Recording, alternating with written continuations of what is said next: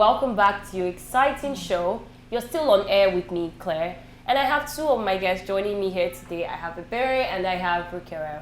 Welcome and thank you guys for coming once again. Pleasure is ours. On today's episode, we are going to be discussing on communication in parenting. Now, communication is a very essential key, which some families have and some do not.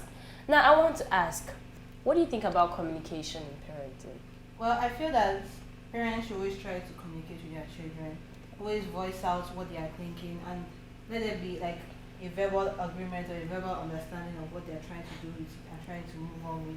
Yeah. And it also helps trying to build bonds and helps them to understand each other more. What about you, okay? Communication in parenting, first of all, is very important. As human beings, we are social beings. We're meant to be able to communicate with each other. And within the family, the parents are the head of the family, first of all. And their children are their offspring. So they are the ones even meant to somehow teach the children like their communication skills, because it's not something they are born with. They have to learn it from somewhere. So if you're able to communicate with your children, it helps them even in their social life when they grow up, because the conversations will not be awkward, and they will know how to relate better with others. Okay, so do you think that our parents of nowadays allow good communication in families? I'll speak based on experience. Okay. My parents, we relate very well. We communicate, we talk, we argue, we debate on things. They give us this free will, me and my sister, to talk. And I feel that's the ideal way it should be. Because if the communication is one-sided now, just the parents giving instructions and everything, there's really no bond, there's no relationship being fostered amongst the children and the parents. So even if you see it in future now, those same children, when they grow, their relationships with people would always be distant. So they won't be as social as someone who communicated with their parents, because that communication skill, they didn't learn it while they were small, so it was not fostered in them. What about you, Barry? Well, for my own experience, I'm allowed to communicate in my family. There's a two-sided communication pathway, let me say it like that. But I know that so many children, so many teenagers, they suffer under, I'm going to say they suffer because it's really a suffering. They suffer under one-sided communication, and that is mainly from parents just saying what they want to say and not allowing them to really express themselves. True. And I also feel that my own expression that I've been gifted, I've been allowed to experience, it should also come with some boundaries. You understand? They're still your parents. You're still talking to your parents. Yeah. So you should be able to know how to pass out and give out your points in a respectful way, and that also comes with experience. That also comes with time. So the more you speak to them, the more you get used to what to say and what not to say. So how do parents communicate with their children? Sorry, before I even ask this question, an example. A situation whereby you're my mom and I'm talking to you, and then probably you said something that I'm not, or that wasn't true, and I'm like, no, mommy, that's not it. And you're like, no, mommy, I'm trying to explain myself. Mommy, just calm down. And you're like, my friend, keep quiet, shut up your mouth. You know, African parents are like that. Hey. So, in that kind of situation, do you think the child is being given the freedom to communicate? The child self is even in the wrong. Because I've realized that parents don't like being told to calm down. They don't like that word, calm down. For? Why are you telling me to calm down? Okay. They say that they were telling them that they are acting out. Let's put it like that. We're telling them to calm down, so it's disrespectful. They don't like hearing calm down. They don't like hearing that I'm lying. All those kind of Why? things. You can't tell your mom that, mommy, that is not true. You're Not lying. true. Yeah. You have to say something like, mommy, that is not how it happened, though. Or It's not like that. Not like that. Even with that, that's not how it happened. Should tell, okay, how did it not happen? And you tell her how it explain. happened. And then you know that there are different kinds of parents, anyways. Because in some families where the kids are talking and they're like, "Daddy, with all due respect," and I'm like, "Are are you mad?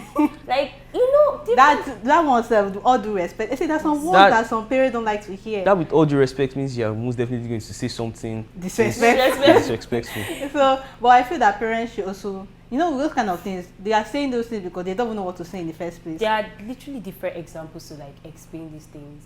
Situations whereby I know of somebody where she was telling me that she did something wrong and her mom was scolding her, and then she asked her a question and she was like, can't you open your mouth to talk? And then she started talking, her mom was like, shut up your mouth, keep quiet. You asked me to talk and now you're telling me to shut up. So like, what exactly, you know? No, I feel like it comes down to your parents. You know? You have to, you are your parents, you know who they are. You know, some parents like them. You telling them at that point in time what is wrong. Some parents, they prefer to calm down small, then you come back and you come and explain that this is what happened or whatever. So it depends on the kind of parents you have. You know your parents. So the one that you know that works best for them, you do it. And that kind of thing, parents should also give. Some parents are not allowing their children to say what happened at all. Once they hear what happened from wherever they hear it from, that's the end. That's the end. So also parents should allow them to say their side of the story. You understand? Yeah. So how do parents communicate with their children? I mean, how do you communicate, or how do your parents communicate with you? Let's start with you first before we go outside. How, as in, this is by talking? Yeah, how is your own communication with your parents at home? Like I said before, it's quite good. I mentioned before that I'm close to my mom, and that's because she allows me to talk. Although anytime I go off bounds, she just quickly says, is it me you're telling that one to? That kind of thing. But she always allows me to say what is on my mind, that kind of thing. And it's worked for so far. So do you think that there is a gap in communication in the family? Some families, yes. My family, no. Because like I said before, we communicate freely with each other. We talk. Everybody has the freedom to talk, first of all. Everybody's view is expressed. Yeah. So no matter the situation, you cannot, even yourself, you cannot say your view was not heard, because it's not as if they will shut you up when you are expressing yourself. Last, they'll argue about it. All you have to do is present your points well. If you can convince them, fine. If you cannot convince them, also fine. Just know that your point is sharp being heard, and even if at that point in time you're not able to, you can always go back later and still talk to them, and they may consider. Hey, wait. What? My communication with my family is good though.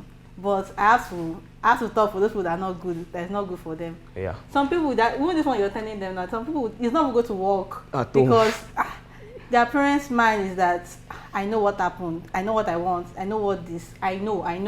There's nothing you can add. There's nothing you can explain. There's nothing that you can contribute. They are not open-minded. Yes, and the thing is that if your word, of course, your parents' words are law, but before the laws were, even when the laws are there, some people will still, like even normal laws, you still argue about the laws and why should it be so or something. So that the fact that they should give that the benefit of the doubt, that space to even question what it is, and nothing wrong comes from curiosity. They should answer that curiosity. They should allow them to express themselves. Yeah. So as we have discussed communication today, what do you think will now be the best form of communication or best form of having a conversation with teenagers? Or I mean, some parents do not still see communication or discussion as the best way to communicate with their children. Some see it in different forms. Some see petting, some see scolding, depending on different types of families that we have. So what do you think? Is it discussion? What is the best way to discuss or communicate with your child? I feel it depends on what you want to communicate. Yes. So, because there are different aspects of parenting, let me say it that way. There are times you have to scold your child, and there are times you have to be strict. Yes. But there's always, now what I'm saying is that there should be a time for you to talk as human beings, as you're a growing child. Let me hear what you have to say. Let me hear your opinion on this matter, that kind of thing. So there's always going to be a time for scolding, for being strict, for being protective, for petting itself. Yeah. So those kind of things is always going to be part of parenting. But I'm not saying that there should be a space for discussion. Well, for me, once a parent is giving an instruction, there shouldn't be any, there's no room for discussion, that kind of thing. It's an instruction. It's coming from them. You have to do it. there's no point of arguing because it's coming from them. They know why they're giving the instruction or something like that. But if it's something that involves like a decision now that the family has to make that involves that particular child directly, the child should at least have a say or should be able to air his or her views to the parents, because the decision will ultimately still affect them, if you understand where I'm coming from. Maybe like if your family is planning an outing now, where do you want to go to? That kind of thing. Instead of the parents to just decide, because there are some places some parents may see as fun, but children may not actually just vibe the place now. Like, you can't tell me you want to take a 10-year-old or a teenager to water park. You could have done that for them when they were smaller. They would have been happier. But let's say they want to go to trending places like maybe the High Impact Planet, all those fun, bigger amusement parks with more advanced rides and different things. So when it comes to decision makings that shall involve the children, I feel they should be able to air their views. So, to the viewers watching, how do you feel, or what do you feel is the best way to communicate with your child or your parents or anyone around you? I'd like you to answer that question in the comment section below. As for me and as for parents, I would like to leave you guys with just an advice. Pet your child, be strict, play, but don't forget to communicate, because this is what helps to promote the family and the society at large.